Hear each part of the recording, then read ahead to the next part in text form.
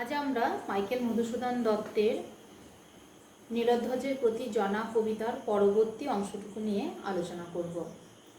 প্রথম পর্বে আমরা দেখেছি জনা নীলধ্বজকে যে চিঠি লিখেছেন সেই চিঠিতে ক্রমাগত তার প্রতি যে অনুযোগ বা অভিযোগ সেটা প্রকাশ করেছেন।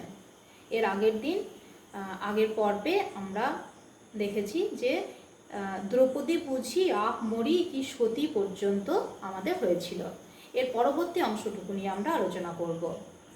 অর্থাৎ শাশুড়ির যে যোগ্য বধূ কুন্তী সম্পর্কে যে বিদ্বেষ, যে বিতৃষ্ণা জনা প্রকাশ করেছেন, সেই একই বিতৃষ্ণা, একই বিদ্বেষ দ্রৌপদী সম্পর্কেও তার মুখে প্রকাশিত হয়েছে। আমাদের বারবার একটা জিনিস বুঝতে হবে যে পার্থ তার পুত্রকে হত্যা করেছে, সুতরাং পার্থের প্রতি, পার্থের বংশের প্রতি, পার্থের মাতা, পার্থের স্ত্রী প্রত্যেকের প্রতি জনার রাগ হওয়াটা খুব স্বাভাবিক। সেই রাগবশত জনা কিন্তু তার বংশের মান মর্যাদা সব কিছু বিষয়ে সন্দিহান প্রকাশ করেছে এবং তাদের প্রতি অসন্তোষ থেকেই, ঘৃণা বিদ্বেষ থেকেই কুন্তী এবং পার্থ এবং দ্রৌপদী এদের সবার সম্পর্কে বিরূপ মন্তব্য পোষণ করেছেন। এবার আমরা আসি, দেখো বলছে দ্রৌপদী বুঝি আহ মরি কি সতী, শাশুড়ির যোগ্য বধূ। অর্থাৎ দ্রৌপদীকে শাশুড়ির যোগ্য বধূ বলা হয়েছে। এর আগে কুন্তীকে কুলটা নারী বলে জনা অভিহিত করেছেন, সুতরাং সেই হিসাবে দ্রৌপদীকেও তাই বলা হয়েছে। আমরা জানি পঞ্চ পাণ্ডবের স্ত্রী হিসাবে দ্রৌপদী স্বীকৃতি পেয়েছিল, অর্থাৎ দ্রৌপদীর পঞ্চ স্বামী, তাই দ্রৌপদীর অপর নাম পাঞ্চালী। তাই বলা হচ্ছে দ্রৌপদীকেও কিন্তু বলা হচ্ছে শাশুড়ির যেন যোগ্য বধূ। পৌরব সরসে নলিনী, অর্থাৎ পঞ্চ পাণ্ডবের মধ্যে যেন একটি পদ্মফুল, পাঁচ ভাইয়ের মধ্যে পঞ্চ পাণ্ডবদের মধ্যে একটি পদ্মফুল। অলির সখী রবির অধীনী সমীরণ প্রিয়া।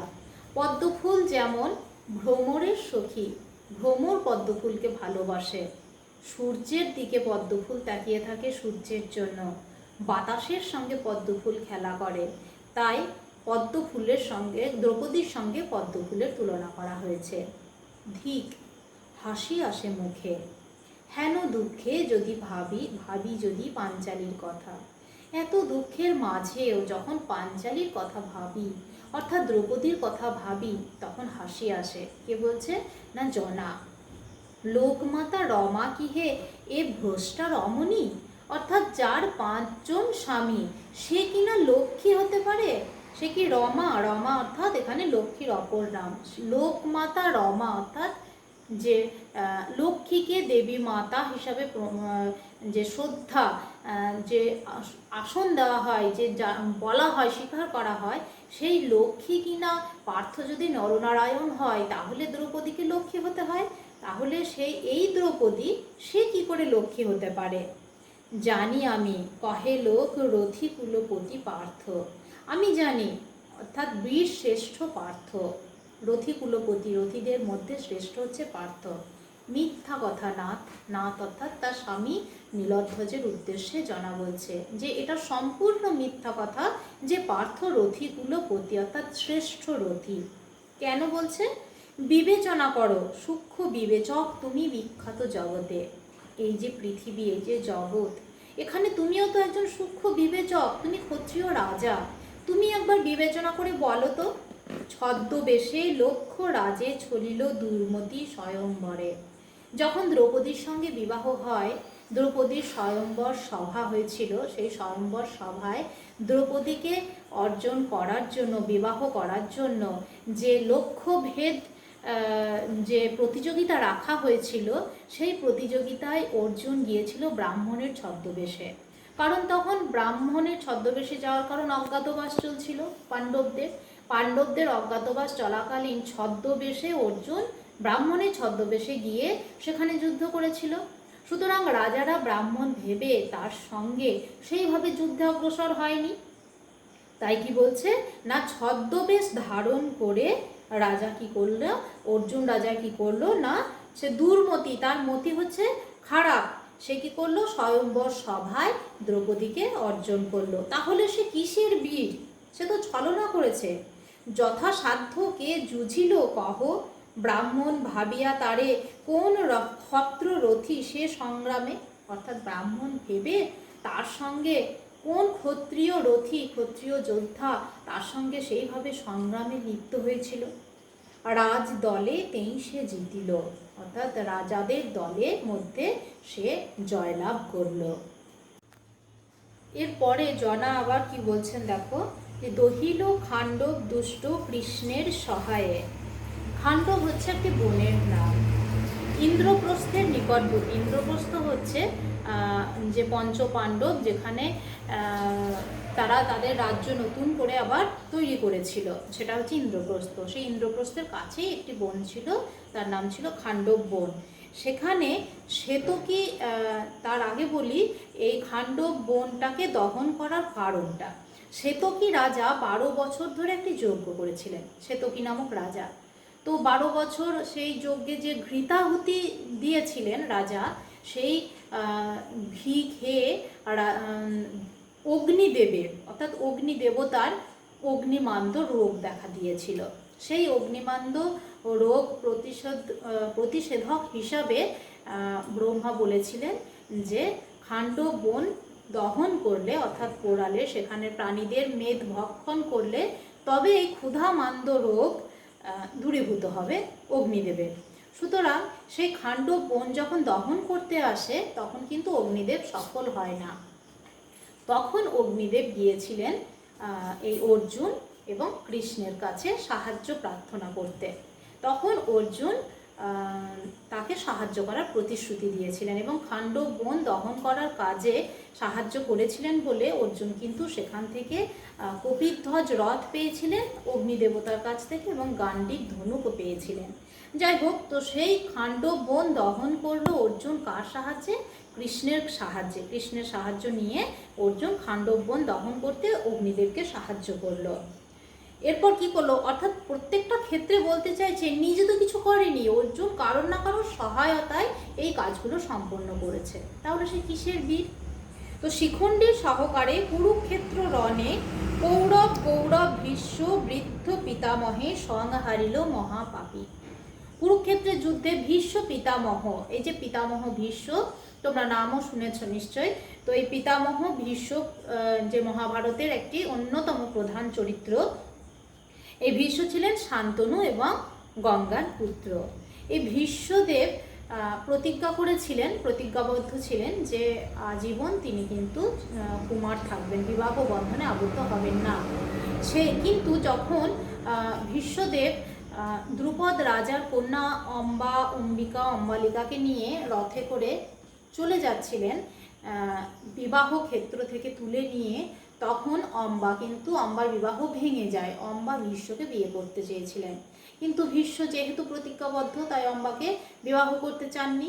সুতরাং অম্বা তখন ভীষ্মকে অভিশাপ দিয়েছিলেন যে ভীষ্মের মৃত্যুর কারণ অম্বা হবেন, এবং সেটাও তপস্যা করার পর সেই বর লাভ করেছিলেন অম্বা। তো আবার কিন্তু পরবর্তী যে জন্ম, সেই জন্মে আবার দ্রুপদ রাজার গৃহেই অম্বা জন্মগ্রহণ করলেন শিখণ্ডী হিসাবে এবং নপুংসক হিসাবে বলা যায়।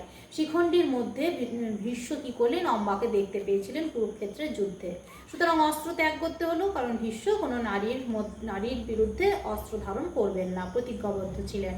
তো কুরুক্ষেত্রের যুদ্ধে যখন শিখণ্ডীকে এনে দাঁড় করানো হলো যুদ্ধক্ষেত্রে, তখন সেই শিখণ্ডীর মধ্যে অম্বাকে দেখতে পেলেন ভীষ্ম, তাই তিনি কি করলেন, অস্ত্র ত্যাগ করলেন। তার ফলে কি হলো, এই যুদ্ধক্ষেত্রে কৌরবদের হার নিশ্চিত হয়ে গেল।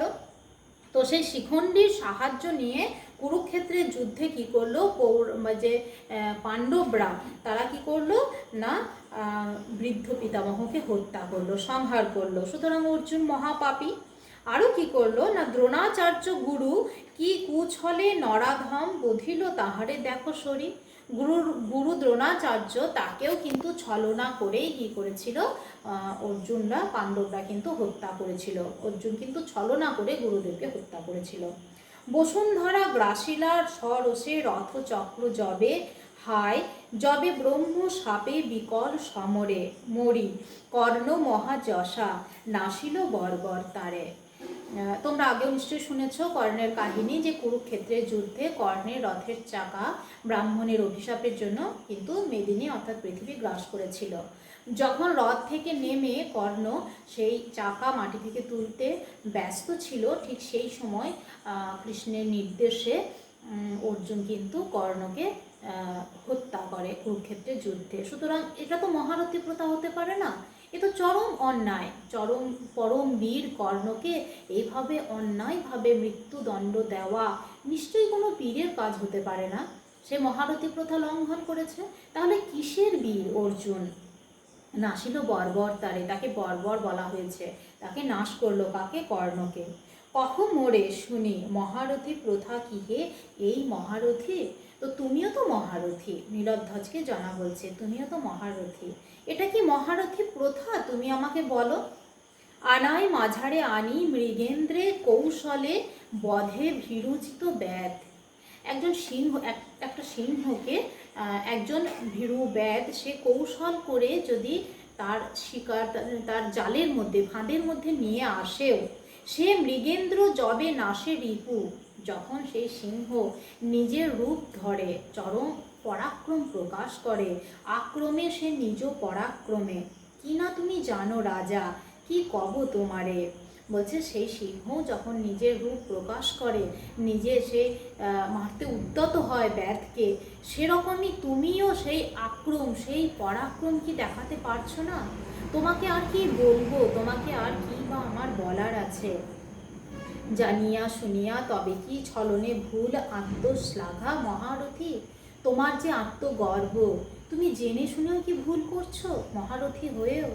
হায় রে কি পাপে রাজ শিরোমণি রাজা নীলধ্বজ আজি নতশির। কোন পাপে রাজা নীলধ্বজ আজকে তার মাথা নত হয়ে গেছে? হে বিধাত পার্থের সমীপে, পার্থের কাছে অর্থাৎ অর্জুনের কাছে কোন অপরাধে তার মাথা নত হয়ে গেছে? কোথা বীর দর্প তব, মান দর্প কোথা? অর্থাৎ তোমার বীরের যে দর্প কোথায় গেল সেটা রাজা? তোমার যে সম্মান, যে আত্মসম্মানের অহংকার, সেটাই বা কোথায় গেল? চণ্ডালের পদধূলি ব্রাহ্মণের ভালে, অর্থাৎ চণ্ডাল বলা হয়েছে অর্জুনকে, তার পায়ের ধুলো, একজন চণ্ডালের পদধূলি কি ব্রাহ্মণের কপালে তার জায়গা করে নিতে পারে? চণ্ডালের পদধূলি কি ব্রাহ্মণের কপালে উঠতে পারে? সেরকম অর্জুনের সঙ্গে তোমার মিত্রতা, সেরকমই তুমি অর্জুনের সঙ্গে মিত্রতা করছো। কুরঙ্গীর অশ্রু বাড়ি নেবাই কি কভু দাবানলে। কুরঙ্গী অর্থাৎ হরিণী, সেই হরিণীর চোখের জল বনের আগুনকে কি কখনো নেভাতে পারে? ঠিক তেমনই আমার চোখের জল, আমার এই কথা, আমার এই অশ্রু, তা তোমার মনের মধ্যে কোনো প্রভাবই ফেলছে না। অর্জুনের বিরুদ্ধে তো কিছুই করার ক্ষমতা নেই। কোকিলের কাকলি লহরী উচ্চ নাদি প্রভঞ্জনে নীরবয়ে কবে। কোকিলের যে কাকলি, কোকিলের যে গলার স্বর, তা কি কখনো ঝড়ের আওয়াজকে থামিয়ে দিতে পারে? সে যতই মিষ্ট হোক না কেন, ভীরুতার সাধনা কি মানে বলবাহু? অর্থাৎ ভীরুতার যে সাধনা, যে ভীরু তার আরতি, তা কি কোনো বলবাহু, কোনো বীর কি সেটা মেনে নেয়? কখনোই মেনে নেয় না। কিন্তু বৃথায় গঞ্জনা, তোমাকে এই গঞ্জনা করা বৃথা। তুমি গুরুজন, গুরুজন তুমি, অর্থাৎ তুমি গুরুজন। পরিব বিষম পাপে গঞ্জিলে তোমারে, তোমাকে যদি গঞ্জনা করি তাহলে আমার পাপ হবে। দেখো বারবার কিন্তু গঞ্জনা অনুযোগ করেও জনা নিজের জায়গা ভোলেনি। জনা কিন্তু গঞ্জনা করলেও সঙ্গে সঙ্গে নিজেকে আবার নিজের মধ্যে ফিরিয়ে নিয়ে এসেছে। তিনি কি বলছেন? অর্থাৎ কতখানি আত্মসম্মান বোধ থাকলে এই কথাগুলো বলা যায়। জনা বলছেন যে এটা আমার পাপ তোমাকে গঞ্জনা করা। কুলো নারী আমি, নাথ বিধির বিধানে পরাধীন। আমি বংশের নারী, বিধাতার জন্য, বিধাতার মনের ইচ্ছায় আমি পরাধীন। পরাধীন কেন? আমি তো স্বাধীন নয়, আমি তোমার রানী, তোমার স্ত্রী, তুমি এই রাজ্যের রাজা, তাই আমি তোমার অধীন, তাই আমি পরাধীন। নাহি শক্তি মিটাই বলে এ পোড়া মনির বাঞ্ছা। সবলে অর্থাৎ নিজের শক্তিতে, বাঞ্ছা মানে ইচ্ছা। সুতরাং আমার এমন কোনো শক্তি নেই যে শক্তির দ্বারা আমি আমার মনের ইচ্ছা অর্থাৎ পুত্রের হত্যার প্রতিশোধ আমি নিতে পারবো। দুরন্ত ফাল্গুনী, ফাল্গুনী অর্থাৎ অর্জুনের অপর নাম, আগেই বলেছি। এ কৌন্তেয় যোধে ধাতা সৃজিলা নাসিতে বিশ্বসুখ। কৌন্তেয় অর্থাৎ কুন্তির যে পুত্র অর্জুন, সে কি করলো? সে যুদ্ধে আমার পুত্রকে হত্যা করলো। পুত্রকে হত্যা করার ফলে এই পৃথিবীর সমস্ত পার্থিব সুখ থেকে আমি বঞ্চিত হলাম। নিঃসন্তানা করিল আমারে, আমাকে নিঃসন্তান করলো, আমি এখন নিঃসন্তান। তুমি পতি ভাগ্যদোষে বাম মম পতি, তুমি তুমি আমার স্বামী, কিন্তু আমার এমনই ভাগ্য যে তুমিও আমার প্রতি বিরূপ, বাম অর্থাৎ বিরূপ। কোন সাধে প্রাণ ধরি ধরাধামে, বলতে পারো এই পৃথিবীতে কোন সাধনার জন্য অর্থাৎ কোন কারণের জন্য আমি আমার প্রাণটুকু রাখবো? হায়রে এ জনাকীর্ণ ভবস্থল আজি বিজন জনার পক্ষে। খুব সুন্দরভাবে কবি বলেছেন, বিজন জনার পক্ষে, অর্থাৎ এই যে জনাকীর্ণ ভবস্থল, গোটা পৃথিবী আজকে জনাকীর্ণ, চারিদিকে মানুষের কোলাহল, কিন্তু তা আমার কাছে বিজন অর্থাৎ জনশূন্য। যেখানে আমার পুত্র নেই, যেখানে আমার স্বামী সেও নিজের কর্তব্য ভুলেছে, পুত্র হত্যাকারীর সঙ্গে মিলিত হয়েছে, সেই পৃথিবী আমার কাছে জনশূন্য, একেবারে হাহাকার হয়ে গেছে, হাহাকার করছে চারিদিক এই পৃথিবী আমার কাছে। সুতরাং এই জনার পক্ষে সবই বিজন। এ পোড়া ললাটে লিখিলা বিধাতা যাহা ফলিল তা কালে। এই কপালে বিধাতা যা লিখেছিলেন তা সময়ের সঙ্গে সঙ্গে ঘটে গেছে। বুঝতে পারছি জনা কিন্তু নিজের কপালকে বারবার দোষারোপ করছে। হা প্রবীর এই হেতু ধরিন কি তোরে, 10 মাস 10 দিন নানা যত্ন সয়ে এ উদরে। আবার তার পুত্রের কথা, পুত্রের জন্য তার যে হাহাকার সেটা প্রকাশিত হয়েছে। বলছে প্রবীর তোকে যে 10 মাস 10 দিন আমার গর্ভে ধারণ করেছি, এত যত্ন নিয়ে এই গর্ভে এই উদরে তোকে লালন পালন করেছি, তা কি এই জন্য তোর মৃত্যু দেখব বলে? কোন জন্মে কোন পাপে পাপী তোর কাছে অভাগিনী? আমি কোন জন্মে পাপ করেছি? এই জন্মে তো তোর কাছে কোনো পাপ করিনি, তাহলে কি গত জন্মের কোনো পাপের ফল তুই আমাকে দিচ্ছিস? তাই দিলি বাছা এ তাপ, তাপ অর্থাৎ উত্তাপ অর্থাৎ যে কষ্ট, তাই বাছা তুই কি আমাকে সেই কষ্ট দিলি? আশার লতা তাই রে ছিঁড়িলি, অর্থাৎ এই যে আশা লতা তা কি তুই ছিঁড়ে দিলি এভাবে? হা পুত্র শোধিলি কি রে তুই এই রূপে মাতৃধার, এইভাবে মৃত্যু দিয়ে নিজের মাতৃ ঋণ কি তুই শোধ করলি? এই কি রে ছিল তোর মনে, অর্থাৎ তোর মনে কি এটাই ছিল? কেন বৃথা পোড়া আঁখি বড়শিস আজি বাড়ি ধারা, অর্থাৎ নিজেকে আবার নিজের মনের সঙ্গে কথা বলছে জনা, যে এই আঁখি থেকে যে জল ঝরছে, চোখ থেকে জল ঝরছে, বলছে কেন বৃথা পোড়া আঁখি বড়শিস আজি বাড়ি ধারা, এই পোড়া চোখ কেন তুই জল ঝরাচ্ছিস রে? অবোধ কে মুছিবে তোরে, বোকা, নিজেকে বোকা বলছে যে কে তোর মুছে দেবে এই অশ্রু চোখের জল? কেন বা জ্বলিস মন, কে জুড়াবে আজি বাক্য সুধারসে তোরে, অর্থাৎ জনা নিজেই নিজেকে বলছে, নিজের মনকে বলছে তার মন যে জ্বালায় জ্বলছে, সেই জ্বালাতে ওষুধ দেওয়ার জন্য যে ছিল তা তার স্বামী নীলধ্বজ। নীলধ্বজ তার বাক্য সুধা দিয়ে জনার মনকে শান্ত করতে পারত, কিন্তু তা সে করেনি। সুতরাং জনার মনে যে জ্বালা, যে যন্ত্রণা, সেই যন্ত্রণা উপশম করার জন্য কেউ নেই, বাক্য সুধা দিয়ে তার জ্বালা মোছাবার জন্য কেউ নেই। পাণ্ডবের স্বরে খণ্ড শিরোমণি তোর, জনা বলছে পাণ্ডবের স্বরে তার যে শিরোমণি অর্থাৎ তার পুত্রের মৃত্যু হয়ে গেছে। বিবরে লুকায়ে কাঁদি খেদে মর, অরে মণিহারা ফলি, সাপ তার মণি হারিয়ে যেমন কেঁদে কেঁদে বেড়ায়, গর্তের মধ্যে নিজেকে লুকিয়ে ফেলে, ঠিক সেরকমই জনার কাছে তো তার মণি তার পুত্র, তাই সেই পুত্রের মৃত্যুর পর জনাও সেরকম কাঁদছে। তার নিজেকে কোনো গর্তের মধ্যে লুকিয়ে রাখা, অর্থাৎ নিজেকে বন্দি করে ফেলা ছাড়া আর কোনো উপায় নেই, কারণ তার স্বামীও তার পাশে নেই। যাও চলি মহাবল, যাও কুরুপুরে, নবমিত্র পার্থ সাহ। জনা আবার অনুযোগ করছে, তার স্বামীকে অভিযোগ করছে, তুমি যাও, তুমি কুরুপুরে যাও, অর্থাৎ তুমি সেই পার্থকে মিত্র ভেবে তার সঙ্গেই গমন করো। মহাযাত্রা করি চলিল অভাগী জনা পুত্রের উদ্দেশ্যে। আমার এখানে আর কোনো কাজ নেই, আমিও চললাম। অর্থাৎ জনা বলছে পুত্রের উদ্দেশ্যে, পুত্র যেখানে গেছে আমিও সেই উদ্দেশ্যে, সেই গন্তব্যস্থলের উদ্দেশ্যে যাত্রা করব। ক্ষত্রকুল বালা আমি, ক্ষত্রিয় বংশের কন্যা আমি, ক্ষত্রকুল বধূ, ক্ষত্রিয় বংশের স্ত্রী বউ। সুতরাং কেমনে এ অপমান সব ধৈর্য ধরি, আমি ক্ষত্রিয় বংশের মেয়ে, ক্ষত্রিয় বংশের বউ। সুতরাং ক্ষত্রিয় বংশের ধর্ম কোনো হত্যার বিরুদ্ধে হত্যা করেই প্রতিশোধ নেওয়া, রাজার ধর্ম এটাই। তা তো তুমি পালন করলে না। সেই অপমান, ক্ষত্রিয় বংশের মেয়ে এবং ক্ষত্রিয় বংশের বধূ হয়ে এই অপমান আমি সহ্য করতে পারছি না। ছাড়িব এ পোড়া প্রাণ জাহ্নবীর জলে। জাহ্নবী অর্থাৎ গঙ্গার অপর নাম। ভগীরথ যখন গঙ্গাকে স্বর্গ থেকে মর্তধামে নিয়ে আসছিল, তখন গঙ্গার প্রবল যে গতিবেগ, তাতে জহ্নু মুনির সমস্ত পূজার উপকরণ সব কিছু ভেসে চলে যাচ্ছিল।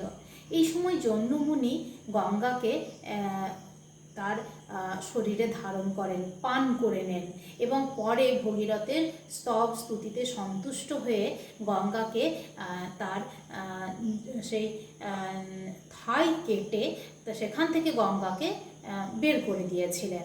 সেই জন্য তার অপর নাম হয়েছিল জাহ্নবী। জহ্নু মুনির যে কন্যা হিসাবে গঙ্গার অপর নাম হয় জাহ্নবী। সুতরাং সেই জাহ্নবীর জলে, এই গঙ্গার জলে আমি আমার এই পোড়া প্রাণ, পোড়া অর্থাৎ দুঃখে পোড়া, সেই পোড়া প্রাণ আমি বিসর্জন করব, ছাড়ব। দেখিব বিস্মৃতি যদি কৃতান্ত নগরে লোভী অন্তে। কৃতান্ত নগরে অর্থাৎ যমপুরে, অর্থাৎ মৃত্যুর পর যেমন যমের দুয়ারে স্থান হয় বলে হিন্দু পুরাণ বা শাস্ত্র অনুযায়ী যে কথিত আছে। তো জনা বলছে যে আমিও তেমনি, যেখানে আমার পুত্র গেছে জাহ্নবীর জলে আমার প্রাণ বিসর্জন করে আমিও সেই যমপুরেই চলে যাব, কৃতান্ত নগরে আশ্রয় নেব। যদি এই পুত্রের মৃত্যুর যে দুঃখ, যে যন্ত্রণা, যে ব্যথা, তা যদি ভুলতে পারি। ফিরি যবে রাজপুরে প্রবেশিবে আসি নরেশ্বর। নরেশ্বর অর্থাৎ নীলধ্বজকে বলা হয়েছে। হে নরেশ্বর, হে রাজা, যখন তুমি ফিরে আসবে এখানে, কোথা জনা বলি ডাকো যদি, তখন কোথা জনা বলে যদি আমাকে ডাক দাও, উত্তরিবে প্রতিধ্বনি কোথা জনা বলি। তখন একটাই প্রতিধ্বনি শুনতে পাবে, কোথা জনা। অর্থাৎ জনা তো থাকবে না, তাই জনা, কোথা জনা বললে সেই তোমার ডাকটায় প্রতিধ্বনি হয়ে আবার ফিরে আসবে। এই বলে কিন্তু জনা তার চিঠি শেষ করলো। যে রাজার কাছে, রাজা নীলধ্বজের কাছে যে চিঠি লিখেছিল সেই চিঠি কিন্তু শেষ করলো। সুতরাং পুরো চিঠির মধ্যে আমরা দেখতে পাচ্ছি জনার দুঃখ, যন্ত্রণা, মাতৃহৃদয়ের যে শোক, যে দুঃখ, যে বেদনা প্রতিটি ছত্রে ছত্রে প্রকাশিত হয়েছে। সেই সঙ্গে সঙ্গে রাজা নীলধ্বজের প্রতিও তার যে অনুযোগ, তার সেই রাজার যে তার ক্ষত্রিয় ধর্ম পালন করেনি, এই পরিচয়ও কিন্তু সমগ্র চিঠিটার মধ্যে, কিন্তু এই কবিতার মধ্যে আমরা দেখতে পাচ্ছি। সুতরাং আমরা পুরো কবিতার লাইন বাই লাইন আমরা এর অর্থ এবং ব্যাখ্যা জানতে পারলাম।